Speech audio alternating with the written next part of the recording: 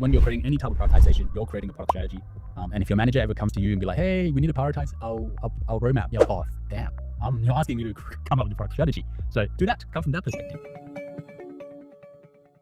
Whenever you're prioritizing anything, what are the 3 mindsets that you got to keep in the back of your mind? Which means like you build up this mindset, add it into your toolkit. And whenever you begin to prioritize anything, you got to start from this mindset. And the first mindset I actually wanted to share with you, I think I touched that already, which is whenever you're prioritizing anything, you're not prioritizing stuff. You're creating a product strategy. Just think from that perspective. You're creating a strategy that talks about, what are you selecting to do for your product? And this is a very typical prioritization matrix, a scorecard version of prioritization. I quite like this tool because I'll explain to you in a second, but it's very scientific, but enforces a lot of conversations as well.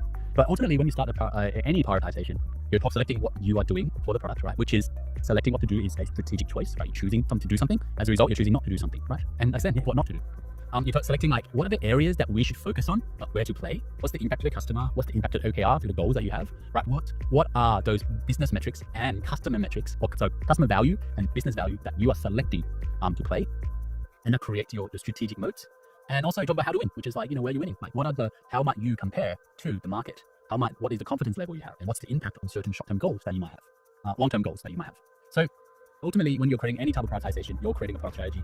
And if your manager ever comes to you and be like, hey, we need to prioritize our roadmap, you're like, oh, damn, you're asking me to come up with a product strategy. So do that, come from that perspective. And as you're prioritizing each of these columns that you have in your scorecard or in your prioritization matrix, whatever tool you use every single tool that you can look in here, you can turn it into a scorecard. What that means is that every column that you add into your scorecard is a reason of why you are doing certain feature. Second reason is because we think there's high impact to the customer based on customer research and value that we've done. And then the third reason is because it impacts OKR by this much reason.